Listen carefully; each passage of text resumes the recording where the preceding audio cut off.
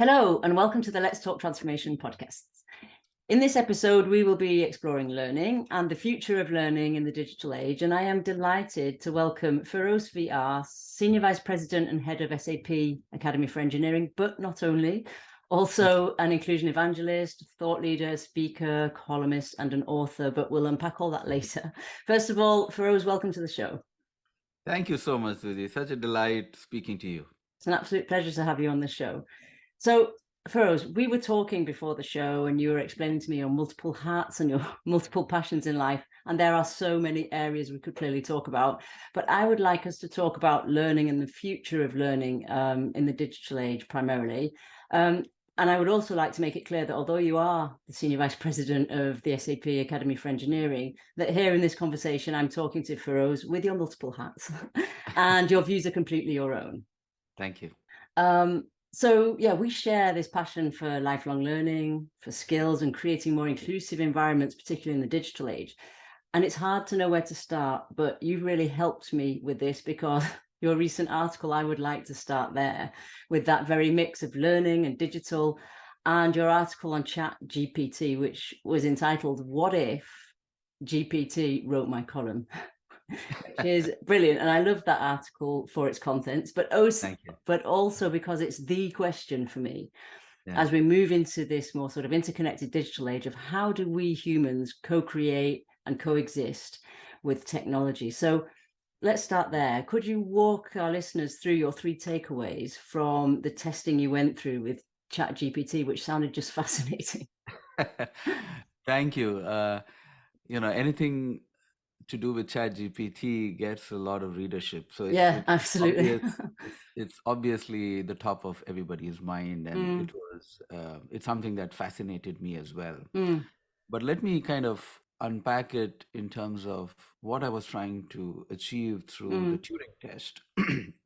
Now, I looked at the history of, if you look at the history of mankind and the role that tools have played in progressing human beings, it's fascinating to see that if you just look at, say, birds, animals, and human beings, and if you measure who can move from point A to point B the fastest, it'll be interesting to see that human beings actually fall right at the bottom. So a bird can move from point A to point B faster. An animal, if you take a tiger or a cheetah, can really run faster than human beings. Human beings actually come very low in terms of our ability to move from point A to point B. But the reason human beings have been extremely transformational is their ability to build tools. So as soon as you're able to build a wheel and then, say, use a bicycle, human beings suddenly can move now as fast as a bird. And now if you see that we've moved and built aeroplanes and complex things, now we are faster than birds and animals. So the reason human beings have made such incredible progress is their ability to make tools. And so I looked at ChatGPT, nothing but a tool. And really wanted to understand what is the impact of ChatGPT, especially in terms of future of work. And let me give you maybe 2 or 3 separate examples to try to explain what I was trying to achieve. The first question is, when I was growing up, and that was a time when calculators became very popular. And so now there was this whole discussion, will calculators make human beings' ability to do maths good or bad, right? I could do a lot of calculations in my head because I was trained that way. As soon as you got a calculator, people said, maybe human beings' ability to do mathematics may decrease over a period of time. I don't know if that has happened, right?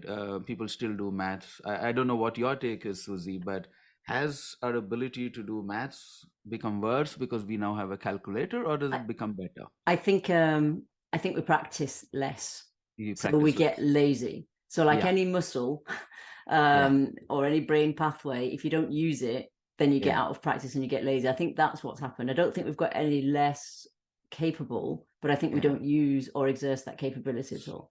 Absolutely. So that's one example. Then if you look at when I used to travel in Europe, our one big skill that we need to have was to read a map.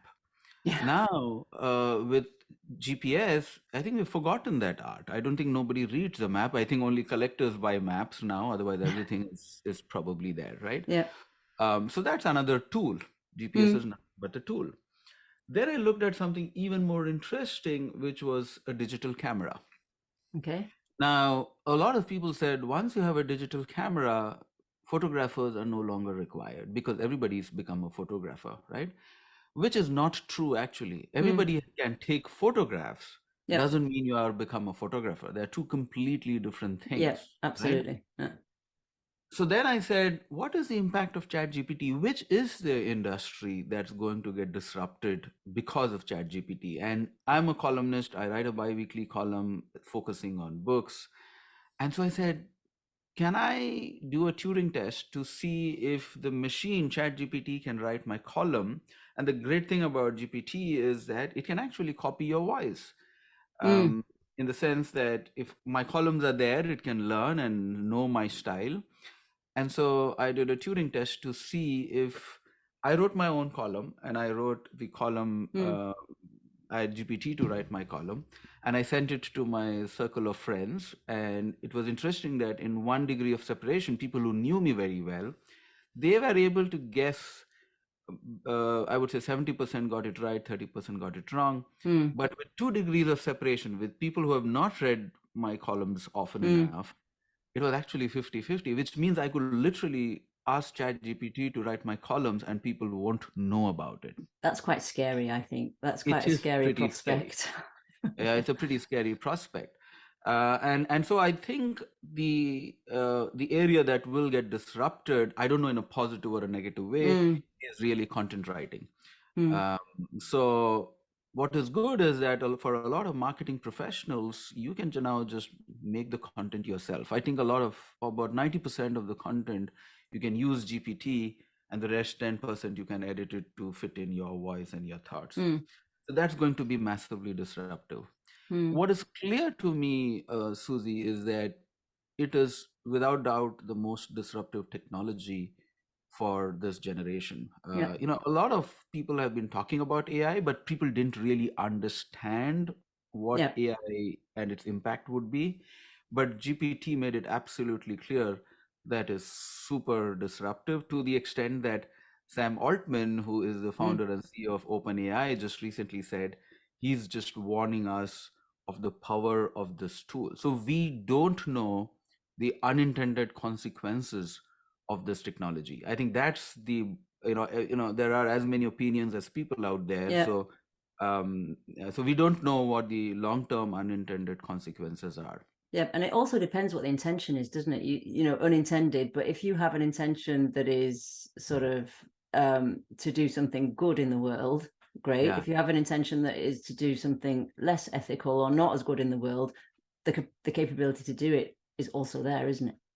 So this is something which can be debated. Now, if you look at all tools, and I give the example of social media, right? When Mm. social media burst into the scene, everybody said this is so powerful and the intentions are good. Everybody, the founders said it is to connect everybody in the Mm. world.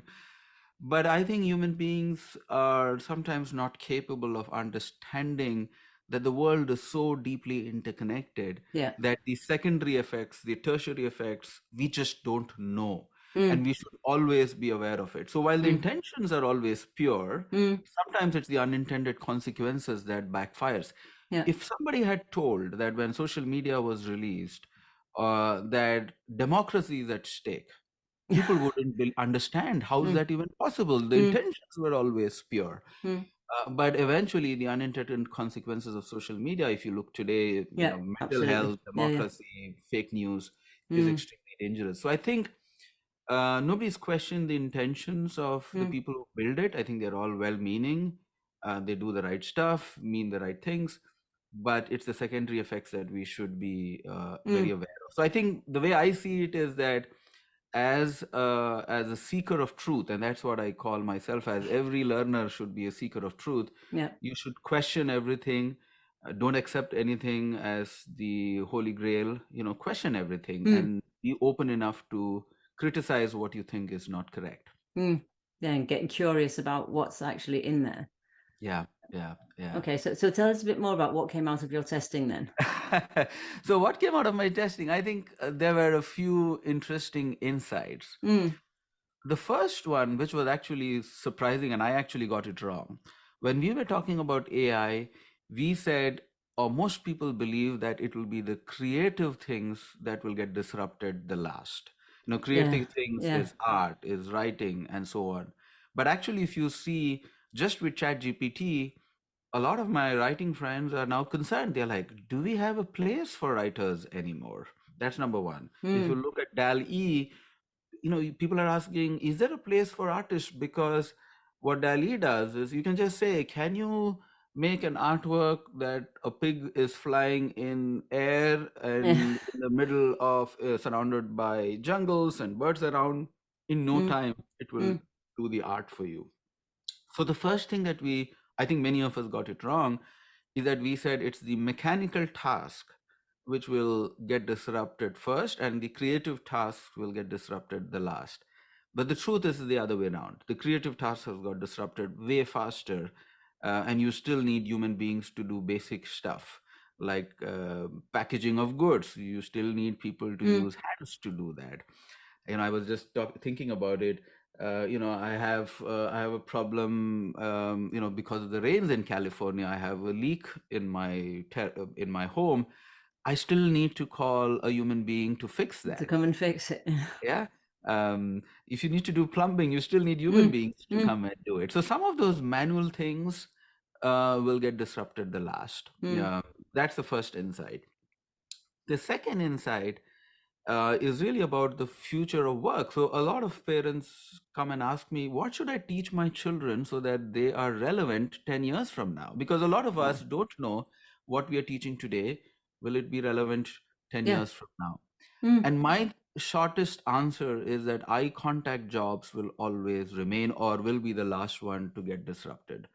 And the easiest example is really elderly care Yeah. or special needs care. And I see that I have a special needs son, and the hourly rates are off the roof Yeah. because there is a huge demand and the supply is less. So any form of care, and the way to really simplify that is really eye contact jobs. So the easiest way to tell that is where there is an eye contact required will be the last one to get disrupted. Yeah. Because it's like the human connection. That's the Eye human to eye. connection. Yeah. Mm. And the last thing is really about is, can AI be sentient, which means will it have sense like human beings? And that's really the dangerous part. Mm.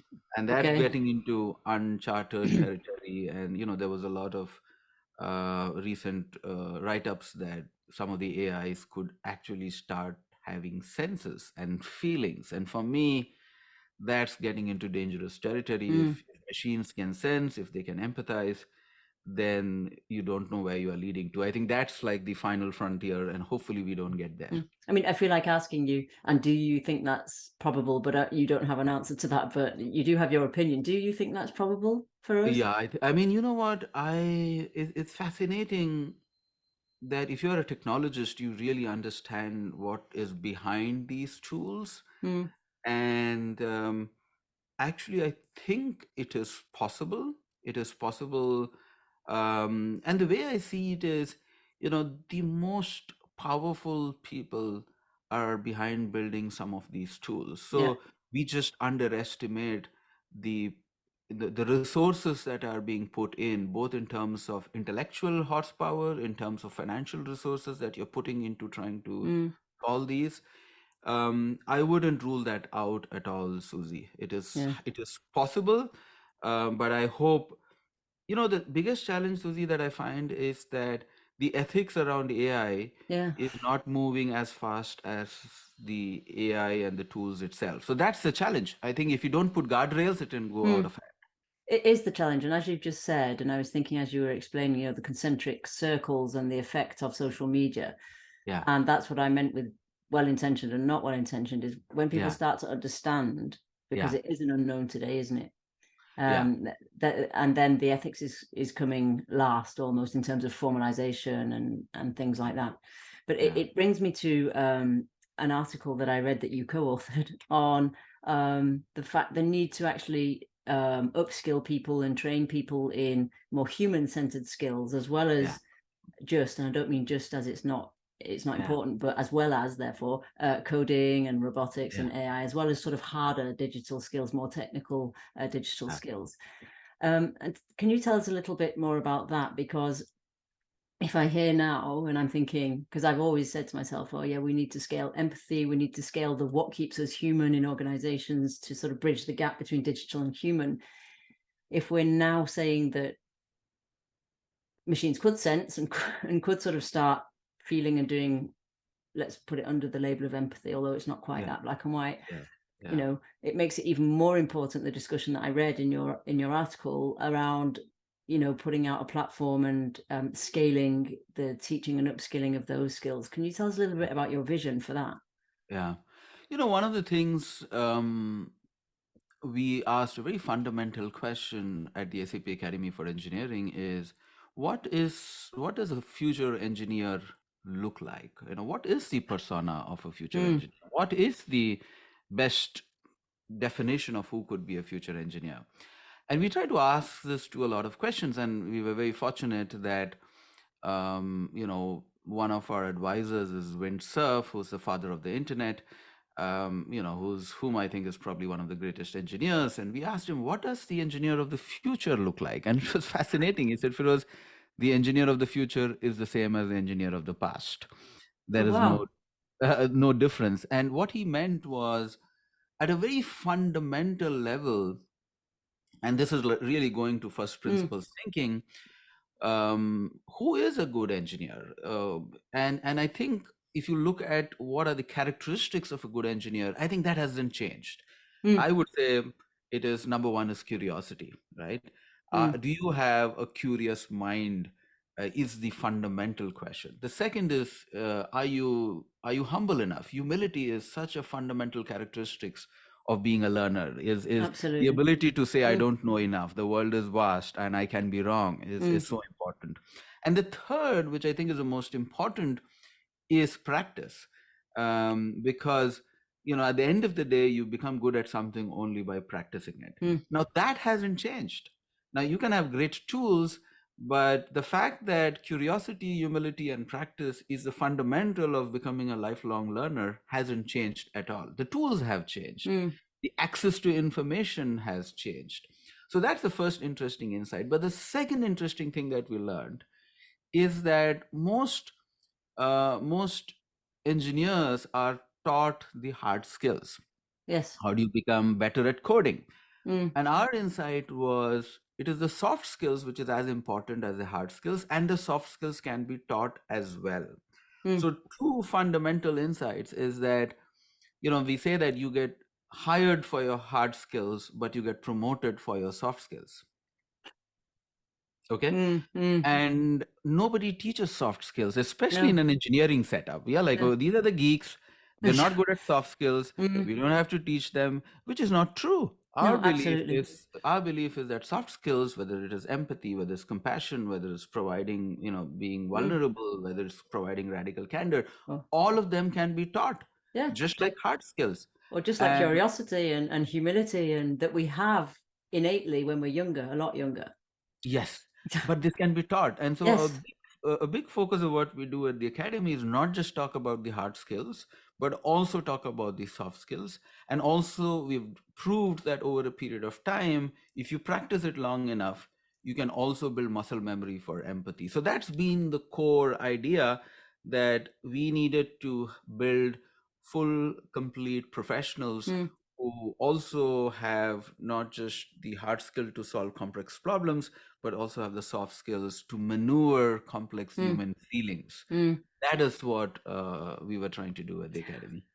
Fascinating and a brilliantly exciting project. I've got two questions around that. So the first one would be, you know, what does that mean for leadership? Yeah. And the way leadership development has been constructed to date and is taught today, because it's essentially not necessarily that balanced in terms of sort of emotional intelligence and IQ. And the second one will be, how early do you think these skills should be put into education? But let's go back to leadership first. Yeah, yeah. So, I've been researching a lot on leadership, and Mm. sometimes I jokingly say that there are more books on leadership than actual leaders itself. So, everybody seems to have a point of view on leadership.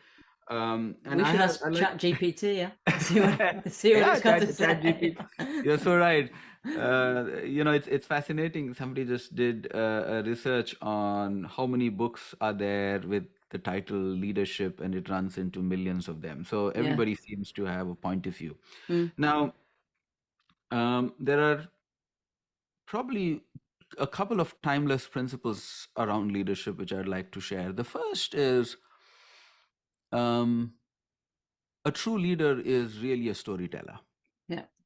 Yeah. Okay. Absolutely. Mm. Um, but nobody talks about storytelling in any program. Nobody teaches storytelling. If you look, the first skill that human beings developed is to tell a story. If you look at when man was living in a cave, Mm. we drew on the walls. What were Yeah. we trying to do? We were just trying to tell a story, right? So I think a good leader is a storyteller, and storytelling should be an integral part of every program in the world. It doesn't matter what you are. If you're not able to tell a story, you'll not be successful. You'll not be able to inspire people. You'll not have people wanting to follow you. So that's the first skill that you need to build. However, the skill that is required right now in the world that we live in is to find connections between seemingly disconnected things, Yeah. Systems because thinking. Mm. yeah, it's systems, because we live in such a connected world. You change one thing in one end, you have a completely different impact on the others, Yeah. right? So the ability to understand the context of the world that we live in, and the Mm. context is the key, and to make connections between seemingly disconnected things is such a fundamental need of a good leader. So a Mm. good leader is not somebody who's just good at one technical ability or one business knowledge. I think he needs to be holistic. He will be at the intersection of science and humanities, of business Mm. and technology. And so you need to know a lot more, because once you have a broad sense of knowledge, you will be able to make those connections Mm. happen. So that's the second important thing what I see is leaders need. And the last thing, which is again based on the research that I'm doing right now, Susie, Mm. is leadership is eventually a decision. Yep. So yeah, people often think, oh, are leaders born? Can they be trained? I said leadership is nothing but the decision that you make, that I want to lead. I want to do this because I absolutely believe in that. And most leaders were very mediocre until they found their defining moment and until they decided to lead. So Mm. that's a key Mm. insight for me, that leadership is nothing but the decision that an individual makes. And as simple as that. Mm. But it's linked to curiosity, isn't it? Because Oh yeah, those moments come from, those connecting moments when you're like, oh, and without going into all the buzzwords of purpose and authenticity, it is that yeah, moment when you decide that yeah, you're going to do something bigger than you. You're absolutely. going to, impact other people. You're going to create communities. You're going to do it because you believe in it and because you think that that is for the collective good. Yeah, And I think that's what I was thinking about when you were saying curiosity, humility, but that's quite hard, isn't it, to keep very hard. afloat, if you like, in organizations that are very driven. And of course, I understand why they're driven by business results and by delivery and everything else, but it doesn't necessarily stimulate that part of the brain, and it's not necessarily rewarded, is it? So in terms of, your academy vision, Yeah, can you tell us a little bit about how you would leverage that? Because I think very it's good. probably every leader's question of, I understand it intellectually and Yeah, maybe emotionally, but how do I get there? very good question. So this is what, when we were building the academy, the first question we wanted to ask, and we took months to figure this out, is Mm. what do we teach in the first place? Because if you look, content is free, it's fully democratic, right? Yeah, yeah. When you and me were probably growing up, you still needed some resources to buy your book. You need to have a Mm. certain financial status to have access to information. Today, all you need is an internet connection, Yeah, right? That's all you need. yeah. If you have a broadband connection, Well, you have all the information that you need at your fingertips. So why do you need to teach anything in the first place? It's a And great question. I think the greatest tool for learning is YouTube, without Mm-hmm. doubt. It's one Mm-hmm. thing that has democratized learning like nobody's business, right? Mm. If you look, if you want to cook and find a recipe, there are millions of Yeah. recipes. Anybody can Yeah. cook, My son right? does it regularly. Yeah. But the one thing that I say to people often is you cannot learn swimming by watching a YouTube video. Mm. If you want to learn swimming, you have to jump into the water and swim. It Mm. is as simple as that. Mm. So, the fundamental thing that we realized that we need to solve is number one is curiosity, right? Mm. Because there's so much of information out there that all you need is curiosity. And our question was, can you teach curiosity? Mm. Okay. And If you what's the can teach answer? curiosity, if you can teach curiosity, Mm. um, then it's done. Then there's no Mm. problem, because all the answers are out there. Of course. And so our core thesis, Susie, was that the only thing that people need to learn is to ask difficult Mm. questions. Yes. The answers are out there. It's the questions that matter. And if you are able to trigger people into interesting questions, then you have triggered curiosity. And I'll give you a simple example, and Mm. I call it, framing a question with a gap. Okay, if you Okay. understand, if you can frame a question where there is a gap, it will automatically trigger an interesting question, and then you want to know the answer, right? So, a classic example was during COVID, when COVID happened, during the during its peak, and India actually had a lot of deaths happening per day. Mm. But it was funny that actually, the cemeteries were actually seeing a decline in deaths. So people were confused. Why is it that more people are dying because of COVID, but there are less number of people who are coming to the cemetery? Mm-hmm. And everybody was like, wow, that's an interesting question. Why is that? And then people realized the answer was so fascinating that India has the highest number of road accidents in the world. Now, because of COVID, there was complete lockdown, so there was actually no road Nobody. Oh, accidents. wow. Okay. So Yeah. what happened was, I think I don't remember the exact number, but on an average, 3,500 people die on road accidents in India every day. Wow. Okay. Now, because of COVID, that became zero. And the number of deaths in COVID was 1,000. So you were still seeing a significant less number of people dying. Now, what was interesting was the question. The gap was Mm. interesting. Why is it that more people are dying of COVID, but less number of people are overall, dying? Mm. And until you know the fact that India has the highest number of road accidents, you wouldn't figure that out. Mm. Now, that's a fascinating way to frame a question. As soon as you frame an interesting question, everybody is like curious to know, oh, I need to know what the answer is. And you will only know the answer if you understand the broader Mm. context, Mm. that there are so many other factors, because of which, some unfortunate incidents can happen. So Mm. that's a classic example of understanding the context, and framing the context in a question in an interesting manner. So the one thing we teach people is what we call as first principle thinking. Mm. Can you go to the lowest first principle thinking of any problem? Give me any problem, and will you be able to go to the root cause of the problem and ask a question, and so that you can get the answer going upwards? If you can teach that skill, Mm.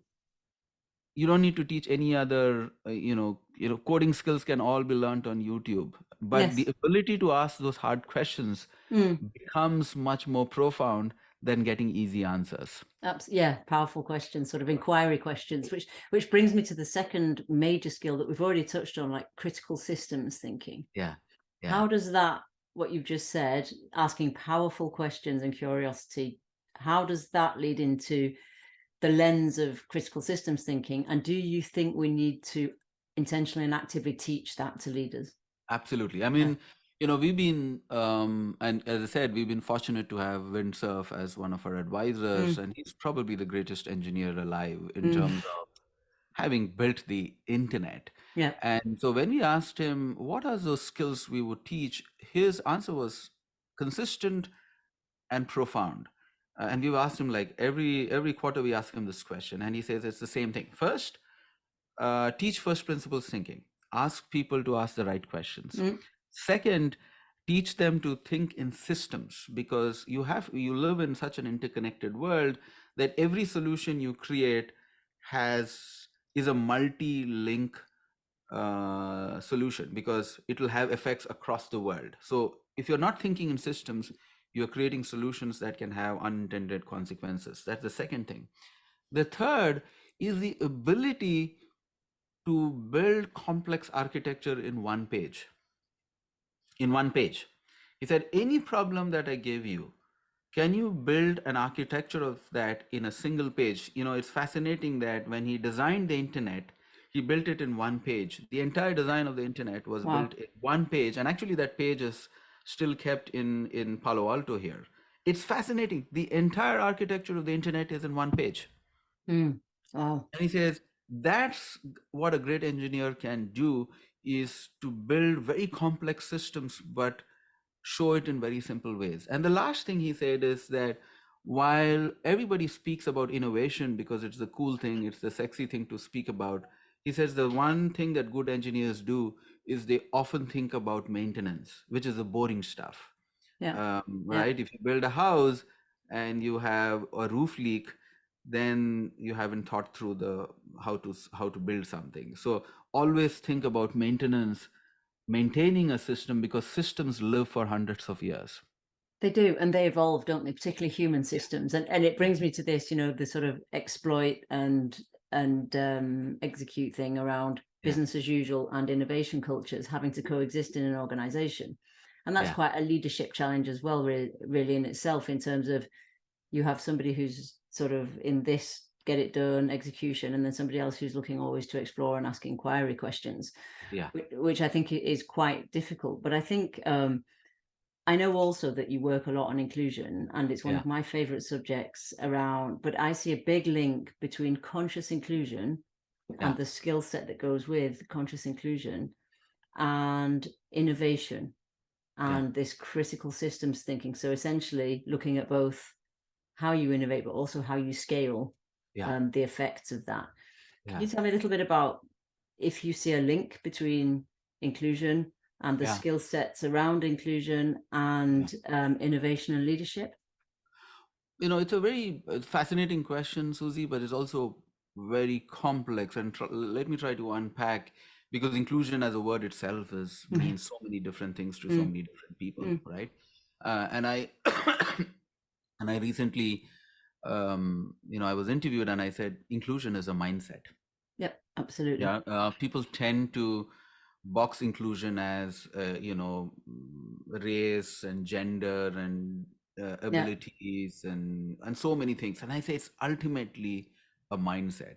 Mm, Inclusion is a mindset in terms of can I respect you for who you are mm, and be open enough to invite you to bring the best skills you have. mm. That's all it is. It's just a Yep. mindset, right? Mm. So let me share a little, some thoughts about inclusion from a learning point of view. Yes, absolutely. Um, and I looked at some fascinating data. If you go back maybe 100 years ago, Susie, and if you look at learning, I think in the year 1900, only 20% of the world was literate. Hmm. Okay. And today that number is 87%. Hmm. 87% of the world's population is literate, which means they need to read and write and think Mm, on for themselves. What has happened? Why has that changed?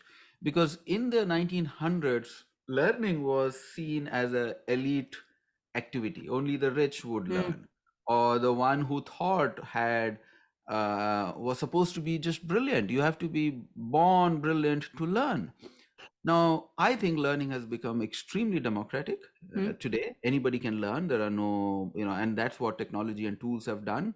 The second is we believe that the potential of every human being can be maximized because of access to information. So I think the world has become truly more inclusive in that sense. From a learning point, anybody and everybody can learn. So what is the problem? I think the biggest problem today is the rate at which things are changing. That there's a whole set of people who are left behind. Now, when I look, who are the people who are left behind? From a purely technology and digital perspective, one is the elderly people, right? Now, people who are above a certain age, and I include, say, for my parents who are old, they just can't understand how to use a complex technology. It's just much harder for them because they were not digital native. For them, they're scared of technology. So we have a whole population, I would say, above a certain age who had no access to technology when they were growing up, and they are kind of excluded from participating in the power of technology. So that's one whole group. And the other is really marginalized communities who just don't have access. Even though internet is prevalent, still a significant population who have no access to technology. And I call that the digital divide, right? Okay. There's a whole set of people who have digital access, and then there's a whole set of people who don't. Now, because the rate of change of technology is so fast, these people are completely left behind in the progress that we are making. And that's what we should be very careful about, that the marginalized communities are not included in the rate of change of technology. So it's not change that is a problem. I think it's the speed of change that is a problem. And I agree, because we change a lot slower than the exponential speed of technology, but also from the leadership perspective. Yeah. For me, it's around changing. So I'm back to your questions of curiosity, humility, and being able to step back and see somebody else's perspective, although it's simple to say. So, the sort of around creating inclusion, I'll put it specifically in the workplace context. So leadership within the organization of, they're also key skills to democratize access in the organization to talent programs, to leadership programs, to basic coaching skills, to an understanding of what is sometimes put in programs just for elite groups within the organization. So I remember reading quite a lot of your things on inclusion and thinking, this is also around having the humility and the curiosity to take a step back from oneself constantly and to say, okay, let's take my team. Where's the hidden potential? The hidden potential, sorry. Where's the gap? To come back to what you were saying. And I think, that's where I link inclusion and learning in terms of inclusive leadership, and to pull it, to pull it away from the differences in diversity, but also to what makes us the same. So we all want to connect, we all want to belong, we all want to be heard and valued and listened to. But clearly that isn't the case today for lots of reasons. So I think it's interesting to see how you integrate that into the academy programs, if you do that intentionally, explicitly or not. So we do a lot of things very explicitly. So one of the guiding principles when we started the academy was to have a 50-50 gender mix, which is, which may sound very simple, but if you don't do it in a very thoughtful manner, you can go around a different path. So we said everything from not just the engineers who come to the program. Of course, sometimes we do have a challenge because you may not necessarily have a 50-50 because it's a system level change. But are you thoughtful about it, right?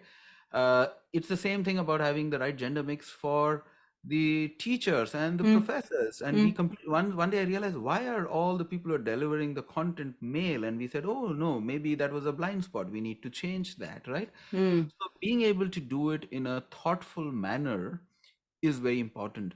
And you know that I've been passionate about disabilities, and it's fascinating to see that 15% of the world's population have some form of disability, but disability hasn't been mainstreamed at all. No. When I look at my classes, I don't have any disabled people in my class. And I'm like, the world population is 50%, but that's not representing in my classroom. Neither is it in the people who teach. So I think once you understand it, you also have to be very thoughtful about executing it without trying to make it seem like, okay, you're putting a quota and all of that. I don't think people want to do that. People want to say, by doing this, I'm adding value, Yes.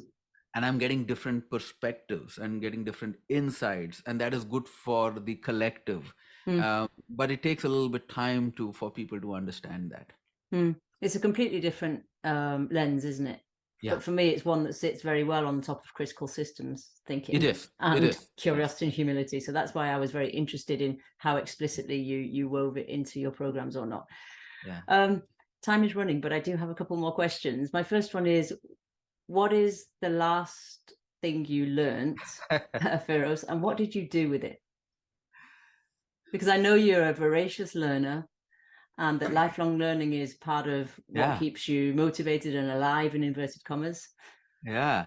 You know, one of the advantages of being a columnist, Susie, is that you are constantly researching new Yeah. topics, new content. So you're forced to learn. In fact, sometimes, in fact, last year I remember, I write a bi-weekly column and I told my editor, this is too much work. Can I do it once a month instead of twice a month? Because, you just Oh have to yeah, it's a research a lot of lot work. more. Yeah. It's a lot of work to put original content out there.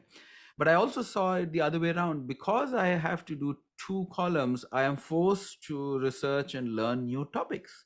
So it's kind of a positive pressure that you put pressure on yourself to learn. So the the column that I'm writing, I will share this because this is pretty recent. As you can see with all the books behind me, I've been Yeah. a lover of books for many years. One of the interesting things that I found was something called pop-up books.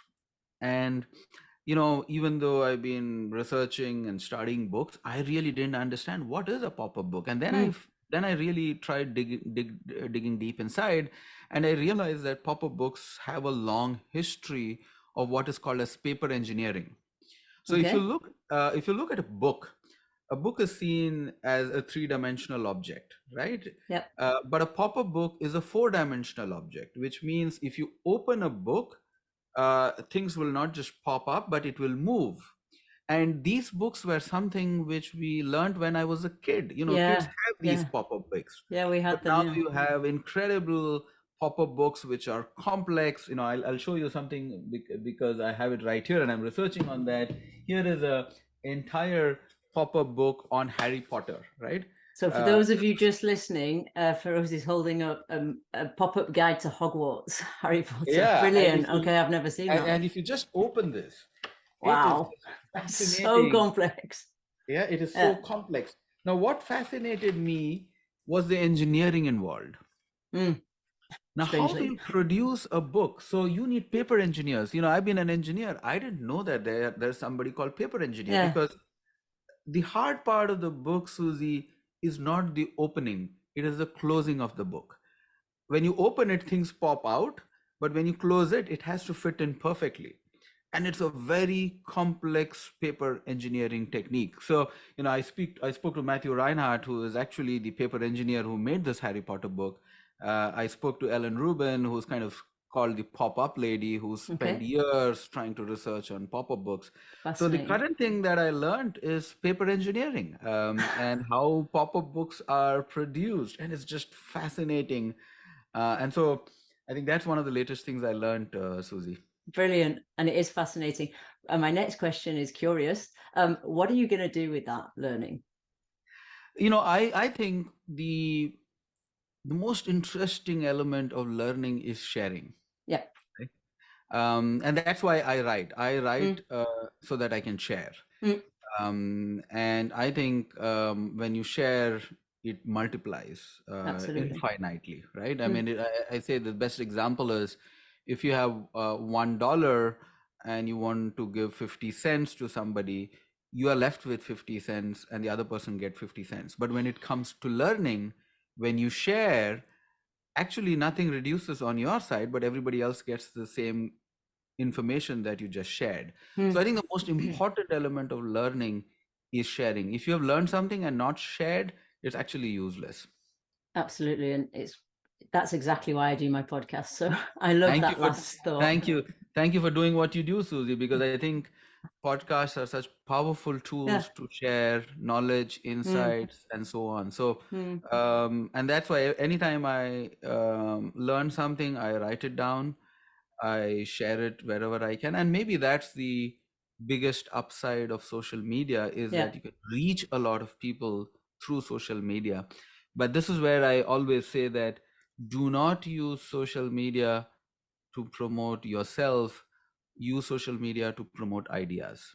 Yeah. And to share impact and It is learning. it is Yeah. incredibly useful if you share ideas Mm, because it mm, has a massive amplifying effect, mm, right? But a mm. lot of people actually use it for the exact opposite. Yeah. They're all talking about how good they are and what they're doing. It's really has not much meaning to Mm, others. But if you mm. share knowledge, it's very powerful. So in keeping with sharing knowledge, then my final question has to be: what is your final either call to action or piece of knowledge that you would like to share with our listeners who are listening, thinking, okay, I'm going to start thinking differently about the future of learning in my environment, whether that's a community or an organization or a charity or a governmental institution? Maybe I'll try to. I'm just thinking while I'm talking, Susie. Yes. So I'm kind of collecting my thoughts here. Mm, But let me tell you some fundamental truths about learning.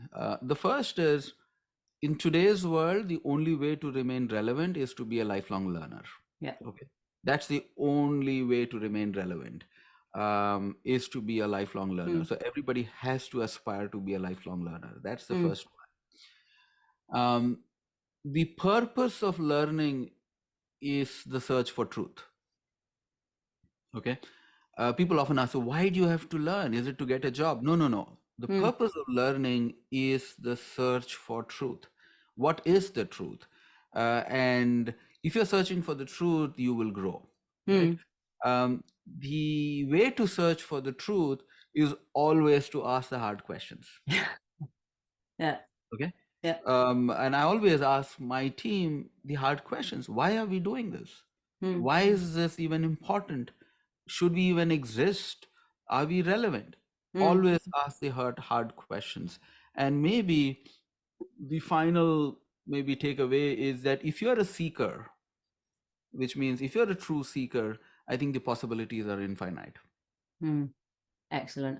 So I'm going to leave our listeners with that definition of lifelong learning, but also that invitation to ask different questions and go and seek out something different as well.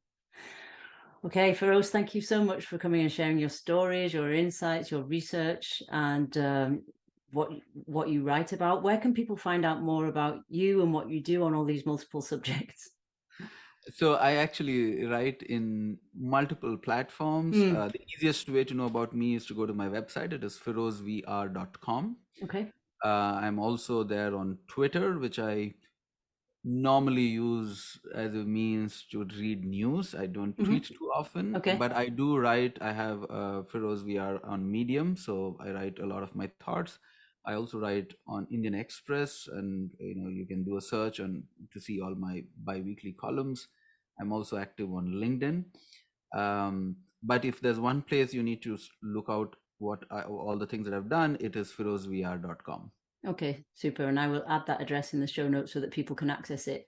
But I said I wasn't going to ask another question, but I am now after that. I have to ask you, can you share with us how you find time to do all that? Because particularly in the digital age, we're on 24/7. Time is everybody's most precious resource. And I'm sure the biggest challenge. So, if you could share with us just as a sort of final thought how you manage your time to do all that. I think I mean, this is also, Susie, the most frequently asked question to me that, Yes, I how can are you, imagine. how are you able to do so many different things? I think there are maybe two insights to this. The Mm, one is the hardest task in today's time is to separate the noise from the signal. yeah, Okay. yeah, And I think my friend used the word pixelated madness. I like We that. are living in a Mm, world of overwhelming digital influence. So we need to mm, be extremely careful of how to remove the noise from the signal. yeah, So I would say, reduce your social media, the time you spend. So the only way to get time, unfortunately, there are only 24 hours, and that's the same for everyone. So mm, reduce the things that drain you, and focus on the things that matter. So the first thing is surround yourself with good people and good books, ignore everything else. Okay, that's the Yeah, first rule. I like that. The second rule is not to see everything as different tasks. So people think that, oh, am I a columnist? Am I an SAP executive? Am I a teacher at Columbia? Am I a social activist with my disability work? And I say they are one and the whole. I don't see them as five different things. I see them as one, and I see them as deeply interconnected. And I say it's like having a full course meal, right? Yeah. You have your starters, you have your soup, and you have your appetizers, you have a main course, you have your dessert. There's just one meal, and they may just be cooked differently, but they all fulfill you. I see learning as a full body experience, using all your senses. And learning is not just about intellectual growth, it's about spiritual growth, it is about physical growth, emotional growth. I think it has to be seen as a full body experience. So that's all I tell people. Don't see them as different compartments, but most important thing is to remove unnecessary things from your life. Surround yourself with people who are better than you, because then they do a lot of work for you, so you get a Yeah. lot more time. Yeah. So I've been Yeah. fortunate to have outstanding people around me, Susie, who do a lot of heavy lift, but you don't see them. And so people think I am doing all the work, which is not true. A lot of the work is done by some outstanding people around me. Excellent. Thank you so much. And thank you again for a great conversation. Thank you, Susie. All the best to you. Thanks.